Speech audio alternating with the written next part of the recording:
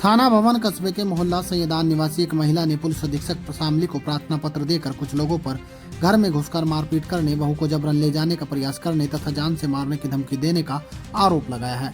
पीड़िता ने मामले में निष्पक्ष जांच कर आरोपियों के खिलाफ मुकदमा दर्ज कर कड़ी कार्रवाई की मांग की है। पीड़िता द्वारा दिए गए प्रार्थना पत्र के अनुसार उसके पुत्र साकिब का निकाह 4 मार्च 2026 को मंतसा नामक युवती के साथ मुस्लिम रीति रिवाज से हुआ था। आरोप है कि 15 मई को कुछ लोग उसकी बहू को अपने साथ ले जाने के उद्देश्य से घर पहुंचे थे। विरोध करने पर परिवार को दहेज समेत अन्य मामलों में फंसाने की धमकी भी दी गई। महिला का आरोप है कि 31 मई को सुबह करीब 11:30 बजे कुछ नामजद आरोपियों सहित कुछ अज्ञात लोग एक राय होकर उनके घर में घुस आए और गाली गलौज करते हुए लाठी डंडों से हमला कर दिया। इस दौरान उसके पुत्र साकिब के सर में और शरीर पर गंभीर चोटें आई हैं। महिला ने आरोप लगाया कि उसके साथ अभद्रता की गई तथा कपड़े भी फाड़ दिए गए।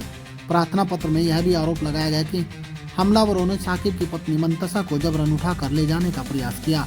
महिला ने कुछ आरोपियों पर उसके साथ बदनीति करने तथा नाजुक अंगों को खींचने का भी आरोप लगाया। शोर शराबा सुनकर आसपास के लोग मौके पर पहुंचे, जिसके बाद आरोपी कथित रूप से जान से मारने के और झूठे मुकदमे में फंसाने की धमकी देते हुए फरार हो गए। पीड़िता का कहना है कि घटना की सूचना थाना भवन पुलिस को दी गई है। इसके बाद घायल साकिब का मेडिकल कराया गया था। सिर में गंभीर चोट होने के चलते उसे रेफर कर दिए जाने की बात भी प्रार्थना पत्र में कही गई है। महिला ने एक आरोपी पर पूर्व में बांग्लादेशी व्यक्ति को शरण देने और फर्जी पासपोर्ट मामले में जेल जा चुके होने का भी आरोप लगाया। फिलहाल पीड़िता ने पुलिस अधीक्षक शामली से पूरे मामले में निष्पक्ष जांच कर आरोपियों के खिलाफ मुकदमा दर्ज करने और सख्त कानूनी कार्रवाई करने की मांग की है। वहीं पुलिस मामले की जांच के बाद आगे की कार्रवाई की बात कह रही है। वहीं दूसरे पक्ष से जब स्टेशन में फोन पर वार्ता की गई तो उन्होंने लगाए गए सभी आरोपों को बेबुनियाद बताया और अपने ऊपर भी हमले की बात का आरोप लगा रहे हैं। उनका कहना है कि वह भी पुलिस में पहुंचे हैं और अपनी तहरीर देकर आरोपियों के खिलाफ कार्रवाई की मांग कर रहे हैं। पुलिस को इस मामले में निष्पक्ष जांच करनी चाहिए।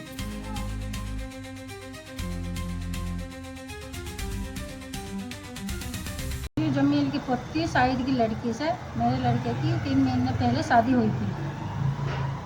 तो 15 दिन पहले भी वे उन्होंने हमला बोला था, जब तो हमने कुछ नहीं कहा। कल फिर वे हमला करना है। इस लड़के को उठा के ले जा रहे थे, तो मैंने इस लड़के को रोकने की कोशिश करी। इस लड़की ने भी कहा, मैंने कहा उनको यूँ कहने लगी मैं नहीं जत्ती।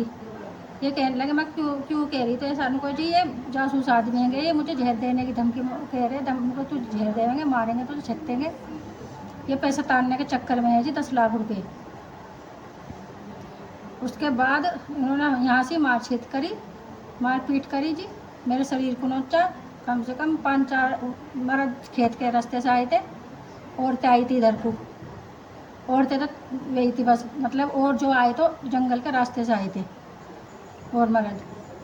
उन्होंने मारपीट करी यहाँ से, बहू को करा, मुझे भी शरीर नोचा मेरा। इस तरह बहुत बुरी हालत करी जी मेरी। सलीम ने और इस्लाम ने और शाहिब ने और शाहिद ने और जमील भी था उसे उन्हीं में। मुझे पुलिस से वो चाहते हैं इंसाफ। हम जमील मेंबर की पोती हूँ, शाहिद की लड़की हूँ।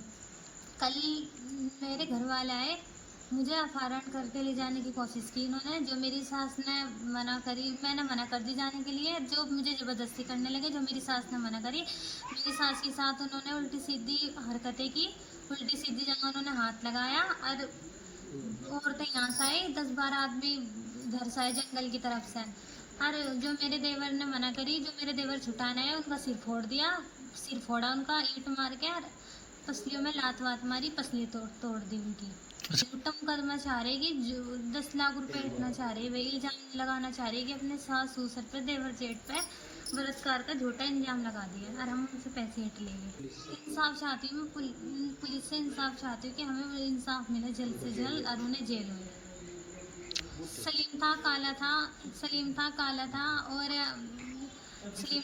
शाहिद था, जमील था, सितारा थी, सैयदा थी, अंजुम थी।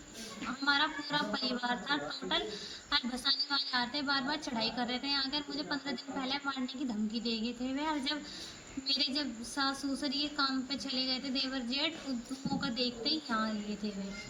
और यहाँ पे उन्होंने चढ़ाई कर दिया मेरी सास के साथ, कपड़े वपड़े फाड़े, उल्टी सीधी जगह उन्होंने हाथ लगाया।